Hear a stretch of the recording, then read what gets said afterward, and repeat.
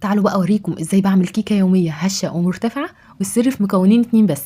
هنحتاج 3 بيضات بحراره الغرفه، هنزود على البيض رشه ملح عشان تظبط الطعم، وهزود كمان ظرف فانيليا بنكهه البرتقال، وهبدا اقلبهم مع بعض تقليبه بسيطه. بعد كده هنزل عليهم بكوبايه ونص من السكر، وهنقلب كويس جدا لمده 5 دقايق لحد ما نوصل للقوام ده، قوام كريمي ولونه فاتح. وهضيف كوبايه الا ربع من الزيت النباتي، لازم نستخدم زيت كويس يكون ملهوش ريحه. نقلب كويس جدا، وهنضيف كوبايتين من الحليب الدافي. هنضيف الحليب ونبدا نقلب كويس جدا. بعد كده هنضيف المكونات الجافة، هنحتاج 3 كوبايات دقيق متعدد الأغراض، دقيق بنخله كويس جدا. هنضيف الدقيق على مراحل، هضيف كمان شوية دقيق، وهضيف عليهم معلقة ونص كبيرة من البيكنج باودر وزنها 20 جرام.